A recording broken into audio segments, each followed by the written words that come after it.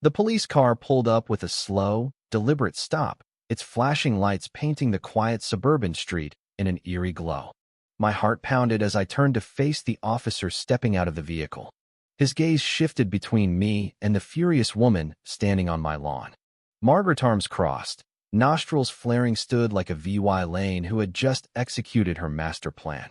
Finally, she shrieked, marching up to the officer before I could even say a word. I've had enough of these hooligans disturbing the peace. You need to do something. The officer, an older man with tired eyes, sighed as he pulled out a notepad. Yes, Margaret spat, pointing a perfectly manicured finger toward my kids, who were now huddled together near the swing set, their eyes wide with confusion. They're loud, obnoxious, and I've been telling this man, she jabbed a finger toward me, to control his brats, but he refuses. This is a clear violation of noise regulations. I took a deep breath, suppressing the urge to laugh at the absurdity of the situation. Officer, all they were doing was playing tag.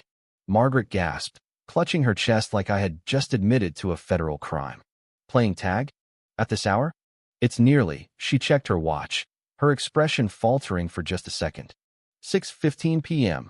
The officer gave her a long, unimpressed look. That's not exactly a noise violation. Margaret's face twitched.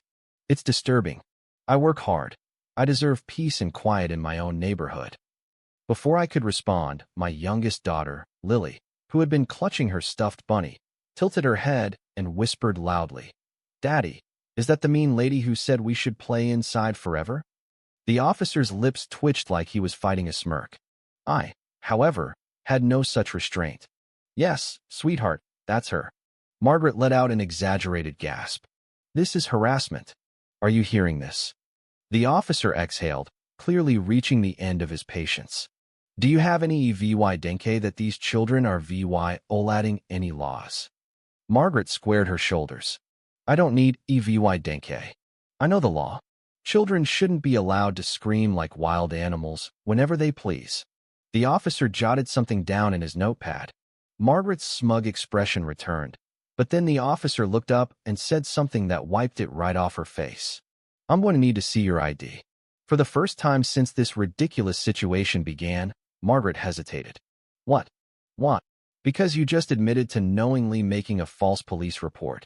Margaret blinked, her mouth opening and closing like a malfunctioning robot. Inoithi were disturbing the peace.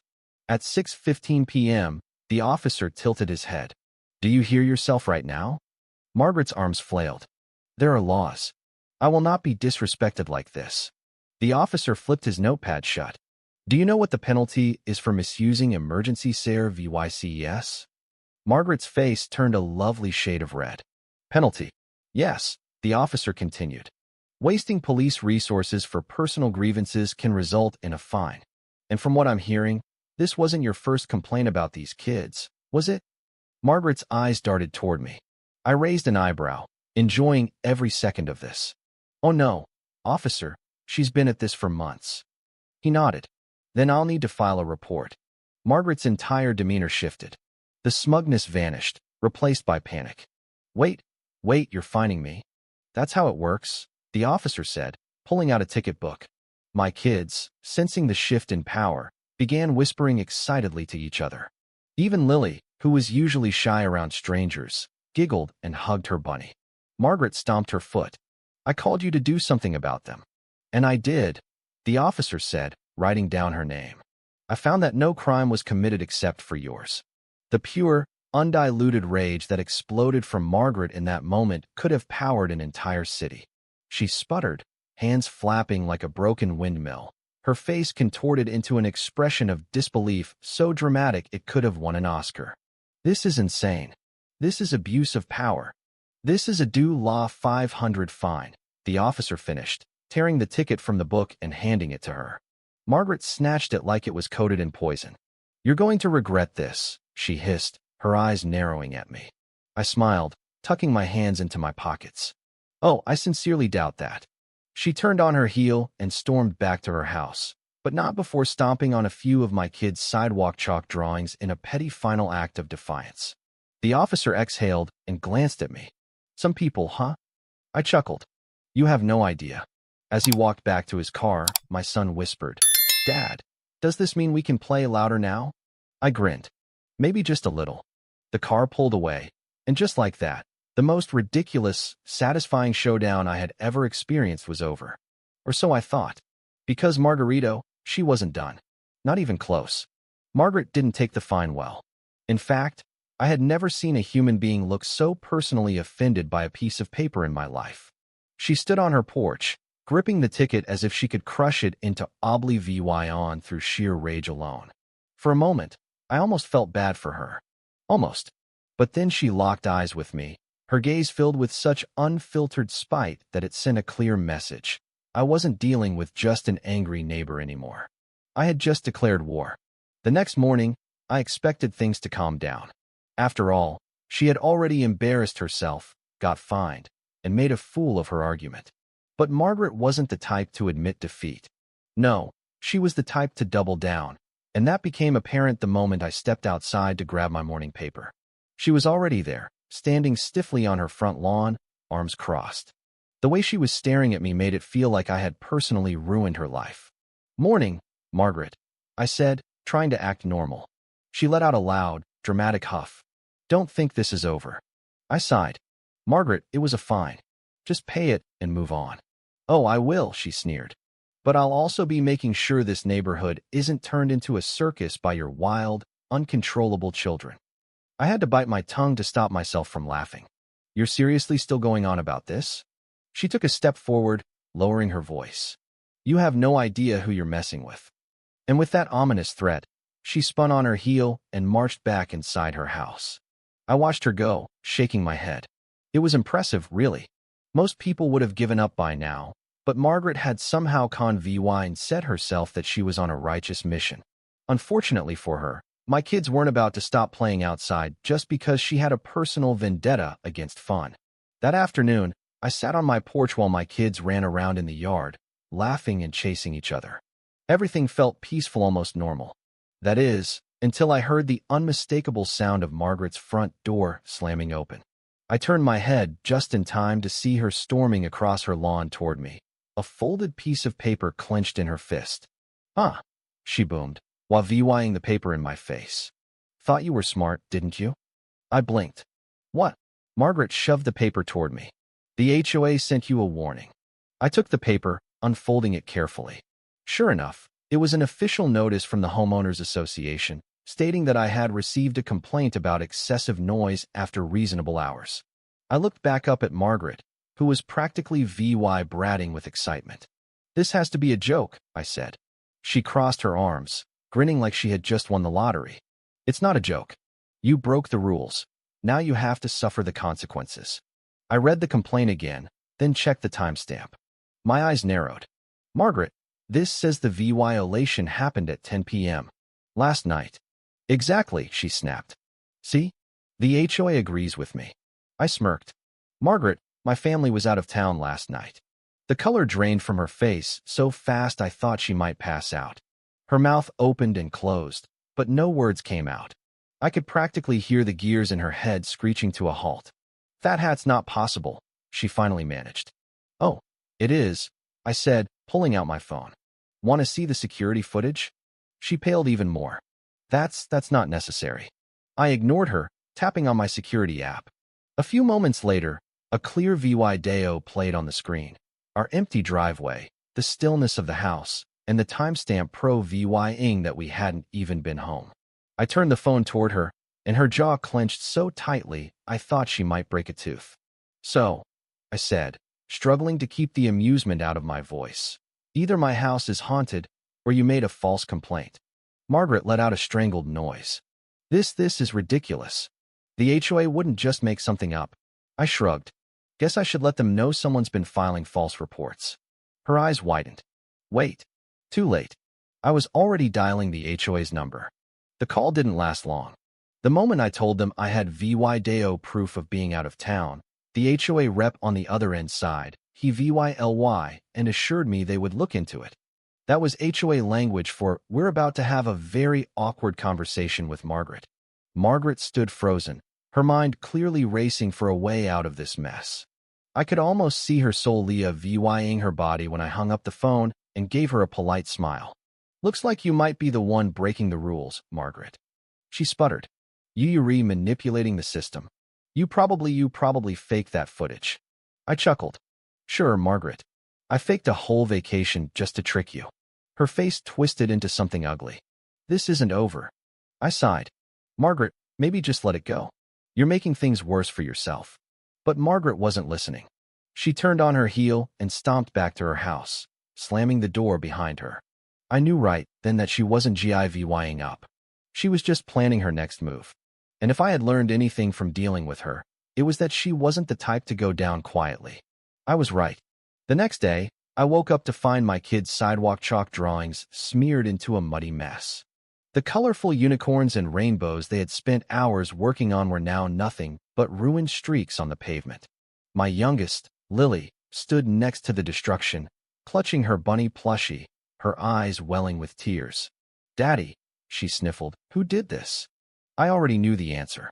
I looked up, and sure enough, there was Margaret, standing on her porch, sipping a cup of coffee like she hadn't just committed a crime against childhood joy.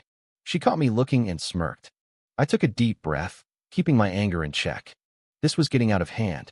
If she wanted to play dirty, I had no problem getting my hands a little messy too.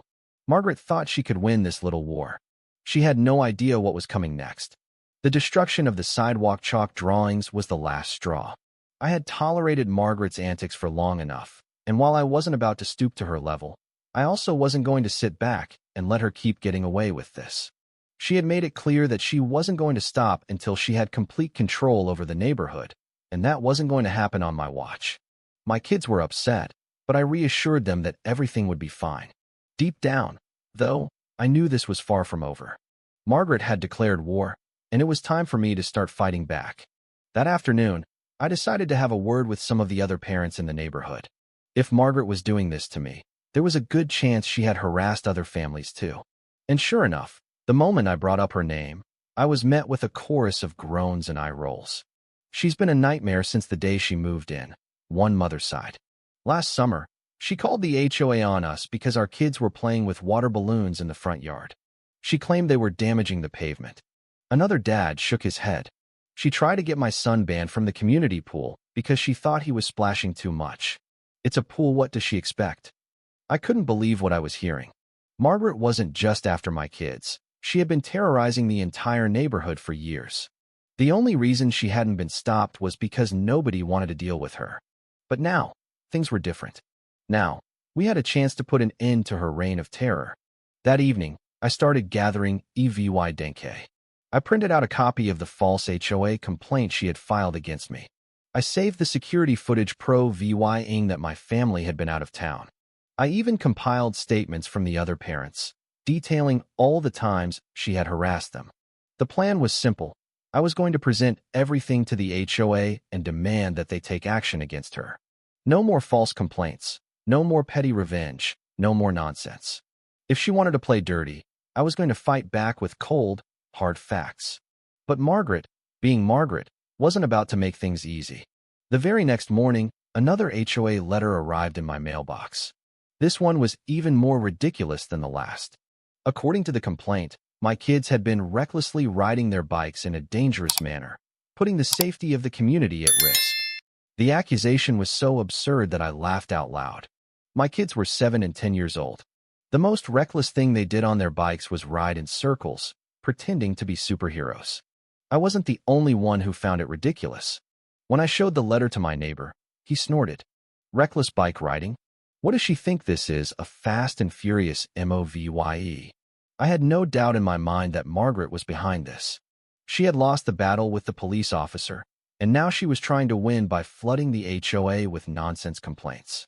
I wasted no time contacting the HOA again. This time, I didn't just went straight to their office. When I arrived, I asked to speak with the person handling my case, a middle-aged man named Greg, who looked like he had dealt with his fair share of difficult neighbors.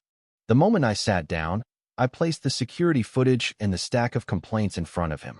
"Margaret is abusing the system," I said plainly.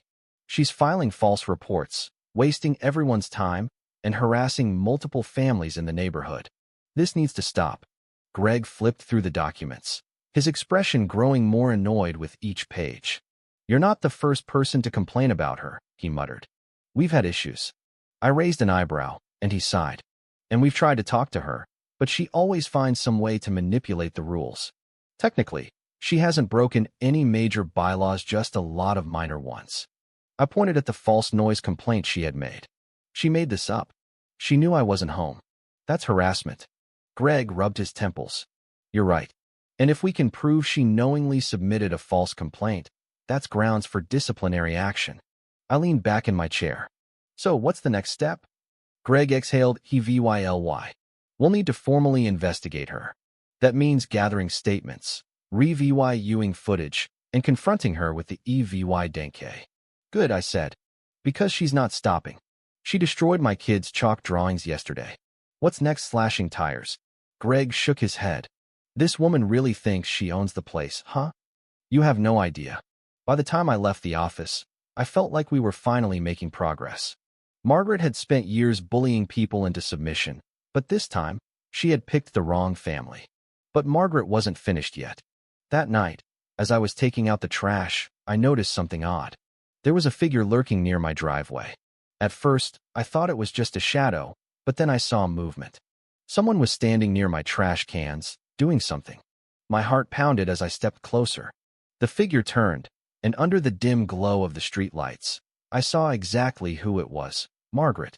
And she was holding a can of spray paint. For a split second, we just stared at each other. Then, like a cartoon villain caught in the act, she yelped, dropped the spray paint, and bolted back toward her house. I stood there stunned. Slowly, I looked down at the driveway. My mailbox had been spray painted in big, bold, sloppy letters. "Noisy brats live here." I let out a slow breath, rubbing my temples. This woman had officially lost her mind. By the time I turned back toward her house, she had already slammed her door shut. But she had made one fatal mistake. She had forgotten about my security cameras. The next morning, I took the footage straight to Greg. This time, there was no hesitation. He called a board meeting immediately, and by the end of the day, Margaret was officially under investigation. She had spent years making everyone else's lives miserable. Now, it was her turn to suffer the consequences. And I had a feeling she wasn't going to handle it well. The neighborhood had been on edge ever since Margaret's antics reached a new level of insanity. The spray-painted mailbox was the final straw, not just for me, but for everyone who had been quietly suffering under her reign of terror. I wasn't the only one who had dealt with her ridiculous complaints, false reports, and outright harassment. The difference was that this time, she had been caught in the act. Word spread fast. By the time I walked outside the next morning, a small group of neighbors had already gathered near my driveway, murmuring amongst themselves as they stared at the mess Margaret had left behind.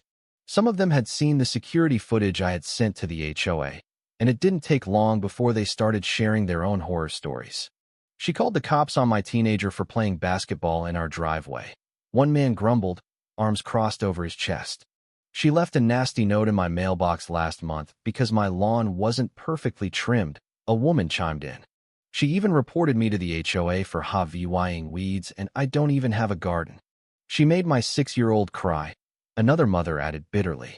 "Told him that sidewalk chalk was vandalism and that she'd make sure he never played outside again." That was the moment I realized Margaret's war wasn't just against might, was against anyone who didn't bow to her ridiculous rules. But this time, she had gone too far.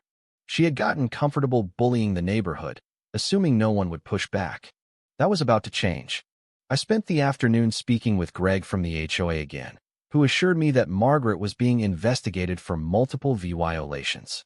She wasn't just facing a warning if the board ruled against her. She could be fined, restricted from making complaints, or even removed from the HOA entirely.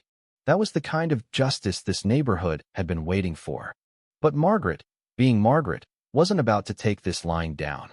That evening, she made her next move. I was sitting in the levying room when my wife glanced out the window and stiffened. "You've got to be kidding me," she muttered. I got up and followed her gaze. Margaret was outside, standing in her yard, holding a clipboard.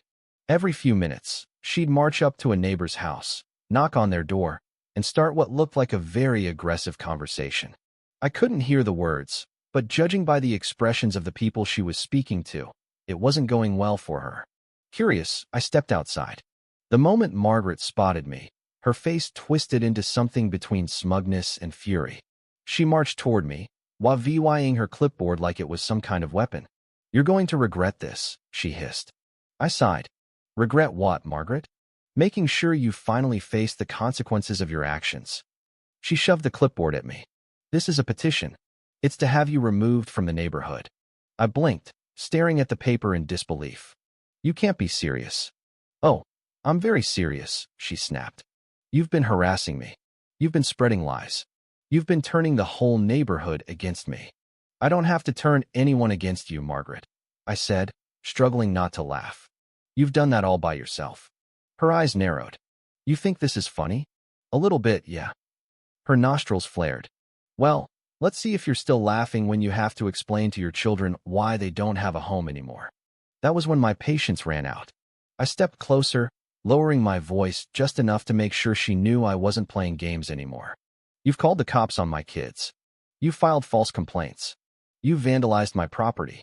And you really think you're the VY Tim here?" She scoffed. "I was defending my rights as a homeowner." "Margaret," I said, shaking my head, "no one wants you here anymore.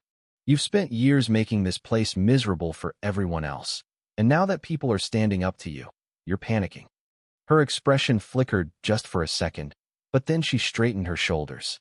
"We'll see who wins," she said, turning on her heel. She stomped off to the next house, but I already knew how this was going to end. No one was going to sign her petition. If anything, she had just given the entire neighborhood even more reason to want her gone. The next few days were pure chaos. Margaret kept pushing, trying to turn people against me, but it wasn't working. If anything, it backfired spectacularly. The more she ranted about being targeted, the more people came forward with their own stories about her. It became clear that she wasn't the VY Timsh was the problem. Greg from the HOA called me again, this time with an update. "We've received over a dozen formal complaints about Margaret just this week," he said. "Her case is going to the HOA board for re-VYEW." I smiled. "And what happens if she loses?" "She'll be fined for harassment, banned from filing further complaints, and if she refuses to comply, we'll escalate to legal action." That was exactly what I wanted to hear. But Margaret wasn't done yet. She had one last desperate move to play. The night before the HOA meeting, my doorbell rang. I opened the door to find Margaret standing there, arms crossed, her face twisted into an expression that was equal parts fury and desperation. "What do you want, Margaret?" I asked, already exhausted. Her voice was tight, controlled. "Call off your little campaign." I laughed. "It's not a campaign, Margaret. It's consequences." She stepped closer, lowering her voice. "You think you've won. You think the HOA is going to get rid of me. I have connections." I tilted my head. "Connections?" She smirked. "I know people on the board. They like me." I crossed my arms. "I don't think they do." Her smirk faltered.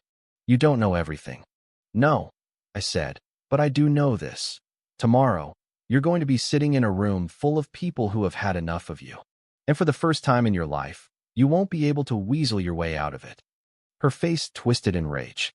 "You're going to regret this." "That's the second time you've said that," I said, shaking my head. "And yet, I'm not the one who's in trouble." She didn't have a response to that.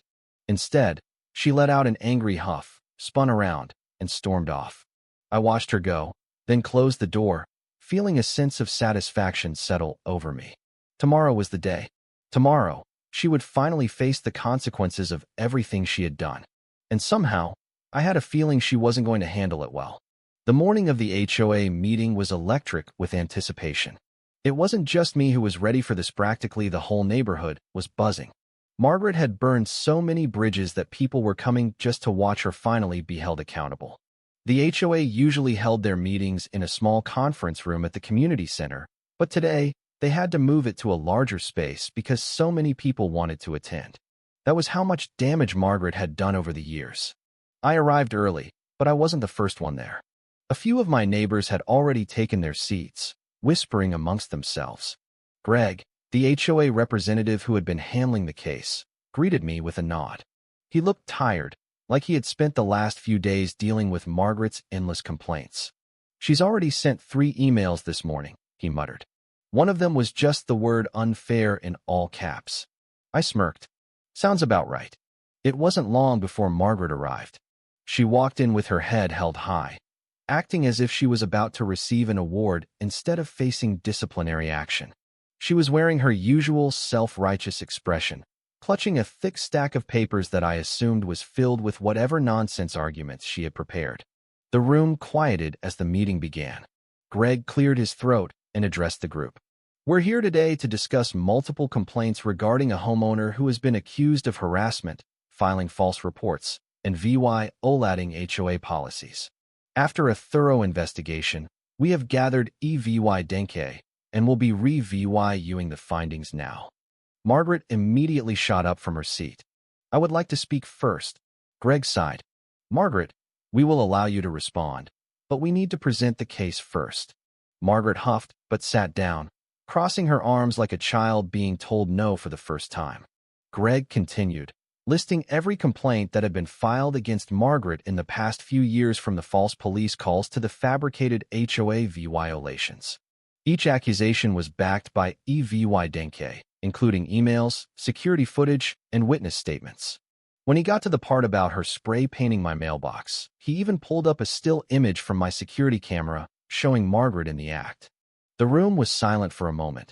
Then someone in the back let out a low whistle.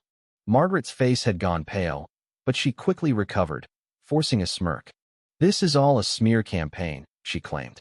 I have been nothing but a responsible member of this community. I was simply trying to maintain order while others allowed chaos to take over. Greg didn't even blink. Margaret, we have evidence that you knowingly filed false complaints. That alone is grounds for action. Margaret straightened. I was reporting disturbances. Isn't that my right as a homeowner? Not when the disturbances didn't happen, Greg replied. You accused the family of making noise when they weren't even home. You reported children for riding bikes. You called the police over a game of tag. This is not maintaining order, this is harassment. Margaret scoffed. Oh, please. Everyone in this neighborhood has been against me from the start. It's clear that I'm being targeted simply because I expect people to follow the rules. A woman sitting near the front turned around in her chair. Margaret, you tried to get my 8-year-old banned from the community pool because you thought he splashed too much. That's not following the rules, that's just being a miserable person. Another man raised his hand. And let's not forget the time she tried to get the HOA to fine me for having too many flowers in my front yard. Margaret turned bright red. Landscaping regulations exist for a reason. Greg cleared his throat. Margaret, at this point, it is clear that your actions have caused significant distress to multiple families in this community. Based on the evidence presented, the board has made a decision regarding your status in the HOA. The room went still. Greg looked down at his notes before delivering the verdict. Effective immediately, you will be fined for harassment, the false reports, and the vandalism incident. You will also be banned from filing any further complaints for the next year. The moment those words left his mouth, Margaret jumped to her feet. What? Greg continued, unfazed. Furthermore, if this behavior continues, the HOA will escalate to legal action.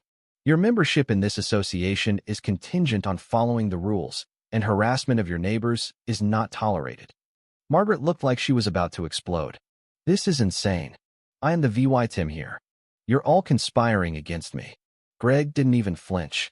Margaret, if you cannot abide by these conditions, you are free to sell your home and move elsewhere. A murmur rippled through the crowd. It was the most diplomatic way of saying, get out if you don't like it. And everyone knew it. Margaret's mouth opened and closed like she wanted to keep arguing, but she had nothing left to stand on. She had finally lost. After a long, tense silence, she shoved her stack of papers into her bag and stormed out of the room, slamming the door behind her so hard that the walls shook. The moment she was gone, the tension in the room lifted. People started talking, laughing, and exchanging relieved glances. It was over. As I stood to leave, one of my neighbors clapped me on the back. You did it, man. You finally got rid of her. I chuckled. I don't know if she's leaving just yet, but at least she won't be making our lives miserable anymore. Greg approached me on his way out. If she violates the ruling, let us know. At this point, We're done giving her second chances. I nodded. Appreciate it. As I walked home, I couldn't help but smile. Margaret had spent years trying to control the neighborhood, trying to make everyone miserable. But in the end, all she had done was isolate herself. She had no more power, no more influence, and no more control. When I got back to my house, my kids were playing outside like nothing had ever happened. It was peaceful. It was normal. And best of all, it was finally free from Margaret's nonsense. But something told me this wasn't over just yet. Margaret wasn't the type to go down quietly, and if I knew her at all, she was already scheming her next move. The difference now was that nobody was on her side anymore. And without her power, she was just another bitter person with no one left to listen. For the first time in years, the neighborhood finally felt peaceful. There were no more sudden visits from the police, no more absurd HOA complaints, and no more screaming matches about kids playing outside.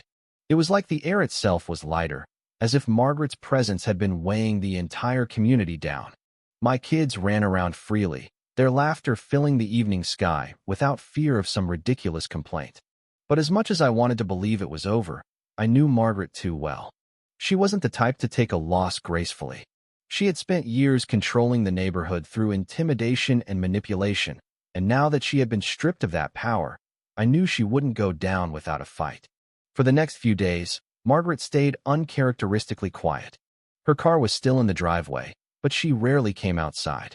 The blinds on her windows were almost always drawn, and there was no sign of her usual morning routine yelling at neighbors, no pacing around with a clipboard, no glaring at children.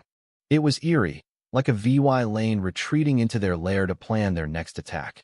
I knew better than to let my guard down. Margaret wasn't sulking, she was plotting. My suspicions were confirmed one afternoon when my neighbor Lisa knocked on my door with an exasperated expression. The moment I opened it, she shook her head. "You won't believe what she's doing now," she said. I sighed. "I can probably guess." Lisa handed me a piece of paper. I scanned it quickly, my eyebrows rising. It was a letter one Margaret had slipped into people's mailboxes. "To all my dear neighbors," it read. "I regret to inform you that our once beautiful and orderly community has fallen into chaos. The HOA has been corrupted by individuals who do not respect the rules, and I have been unfairly silenced for simply trying to uphold the standards that made this neighborhood great. But I refuse to back down. If you care about preserving our peaceful way of life, please sign the attached petition demanding the removal of unfair HOA leadership and the reinstatement of our community's original values." I almost laughed out loud. She's seriously trying to overthrow the HOA now? Lisa crossed her arms. "She went door to door this morning. She tried to convince me to sign it, said she's planning to take legal action against the HOA. I shook my head in disbelief. She just doesn't know when to quit, does she? "Oh, it gets worse," Lisa said. "Apparently, she's been telling people that if they don't help her, she's going to report them for various violations once she gets her power back." I exhaled slowly, pinching the bridge of my nose. Margaret had officially lost her mind. She had already been banned from filing complaints, and now she was trying to stage some kind of neighborhood coup. It would have been hilarious if it weren't so pathetic. It didn't take long for word to spread. Within hours, a group chat had formed between several families in the neighborhood, all of them discussing Margaret's latest stunt. Some people were worried about what she might try next, but most of them were just fed up. "She's completely lost it," one neighbor texted. "Who does she think she is, a dictator? What do we do about this?" someone asked. I had an idea. Instead of fighting her, instead of giving her the reaction she wanted, we decided to let her dig her own grave. Nobody signed her petition. Nobody gave her any attention. If she wanted to rant and rave about a non-existent conspiracy against her, she could do it alone. By the end of the week, Margaret's plan had completely backfired. Not only did nobody sign her petition, but several more families submitted complaints about her harassment. Greg from the HOA sent out an official notice, reminding everyone that Margaret was banned from filing grievances and that her attempts to overturn the HOA's decision were meaningless. Margaret had officially run out of moves. The breaking point came a few days later.